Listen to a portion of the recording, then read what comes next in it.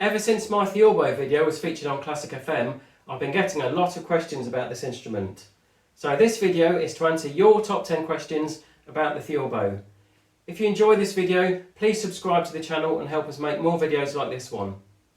Questions 1, 2 and 3 are all about something that people are always curious about, which are these super long bass strings and the long neck. Question 1, why are the bass strings so long? So if we go back to the end of the 16th century when the theorbo was invented, they hadn't come up with the technology to make metal wound bass strings like you find on the lower strings of a guitar.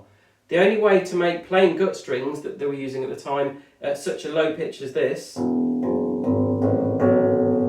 was literally to make them that long. So they have to be that long to be at such a deep pitch with the plain gut strings that we're using at the time. Even later on in the 18th century when they did invent metal wound strings, the larger theorbos kept this long extension just because it has a very particular sound and they're very strong. When you play in a larger group with other instruments, they really cut through. Question 2. Why don't you seem to be playing the bass strings with your left hand? Well, that's an easy one because it's not how it's played. You don't play them with your left hand. I suppose you could reach them there, but up there would be very difficult.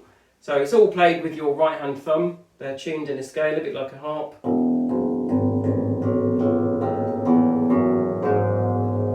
They're entirely played with your right hand thumb. That means that your thumb has to hop around quite a lot to find them, but that is how the instrument's played. Question 3. Do you have to retune the bass strings for each new piece of music that you play? Well, the answer to that is yes and no. Technically, yes, they are tuned in a certain key, so if you wanted to use all the bass strings and play in a different key, you would have to change some of them.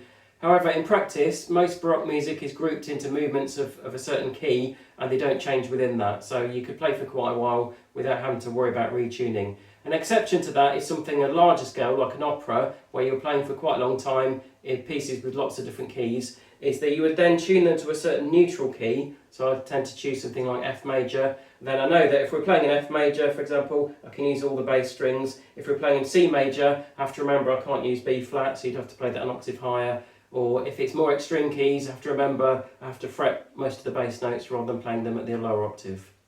Question 4. Does it take ages to tune? Well, as you can see, there are a lot of strings on this theorbo, 18 on this particular one.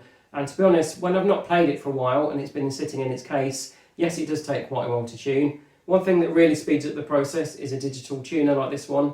So I'll just put that on my knee there and play the strings. And it'll tell me if it's in tune or not, then I can adjust it with the pegs here. So all the fingerboard ones you can reach quite easily. For the long bass strings, you just kind of do that, and then you can reach them there, and the strap holds it in place, and adjust those strings, and then put it back up again. So once it is in tune, it tends to be very stable, and it stays there for quite a long time, and I can usually come back to it the next day, and it's still in tune, or might have to tweak the odd string, but that's pretty quick, no longer than a guitar. These bass strings are very good at staying in tune. Question 5. Does it take ages to restring it? If I had to restring the entire instrument in one go, it would take quite a while, but that never happens. These bass strings are really reliable and kind of indestructible. These are over 20 years old and they still sound great, and they've probably got another 20 years in them, so I never have to restring these ones. These upper strings a bit more often, but still not very often, and generally it's only a couple at a time, not the whole lot.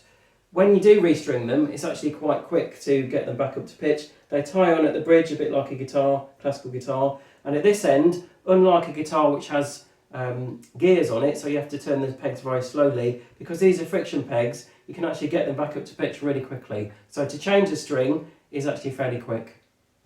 Question 6. What is the case like? Well, here it is. As you can see, it follows the shape of the instrument with the long neck. I'll just show you around the back as well. It's made out of a lightweight but strong material.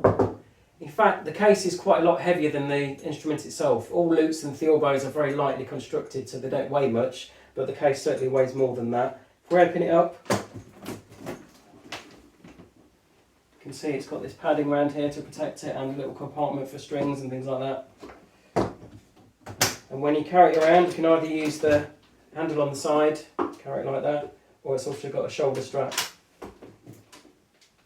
And I've taken it on public transport many times, on the London Underground, things like that. You just hold it next to you like that, it doesn't take too much space. In fact, it's a lot less bulky around the middle than a cello case. Question 7. How do you fit it in the car? Well, here we have a normal small hatchback car. Let's have a look.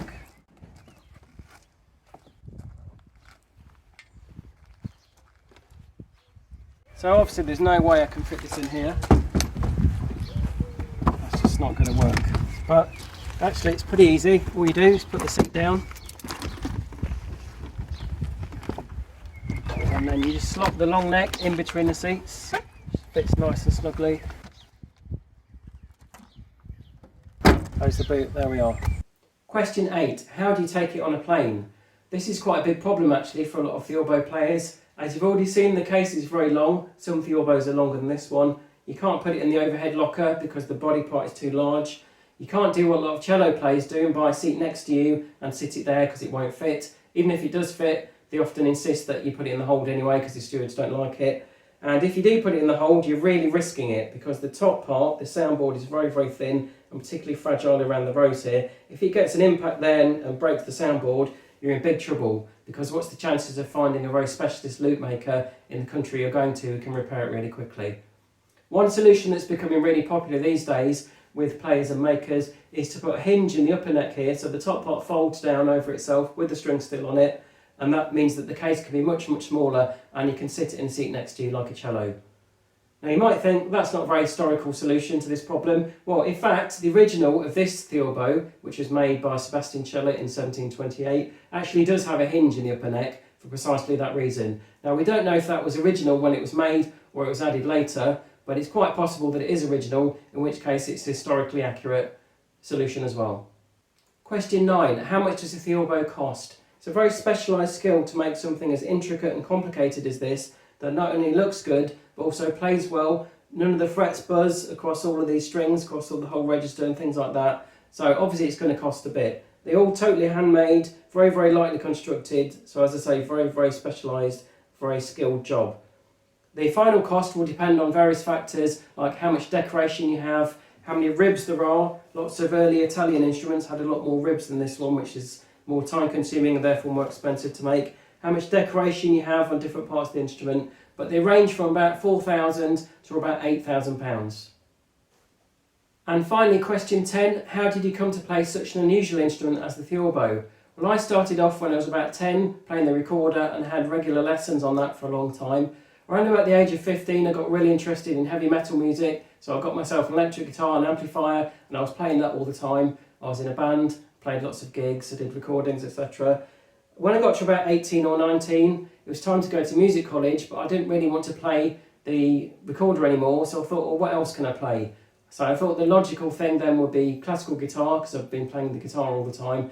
I did have a few lessons on classical guitar. I didn't really like it though, I didn't really get on with it, but my teacher had a lute that was in the corner. I always kind of eyed it up in my lessons and thought I'd like to have a go on that. So luckily he lent me that for a couple of weeks, and I really got on with the lute and I really liked it. Eventually I got my own first Renaissance lute, and when I did eventually go to music college about the age of 19, I got in as a recorder player initially, but I switched to lute straight away and went from there. I then got myself a baroque lute about a year later. You can see that in the video about lutes that I did. I'll link that in the description below. I then went on to get an Italian theorbo, and a few years later I sold that and got this German theorbo and went from there. If you do have any other questions about the theorbo or any other type of lute that I've not answered in this video, put them in the comments and I'll do my best to answer them. Also, please subscribe to the channel to help us to make more videos like this one, and I'll see you on the next video.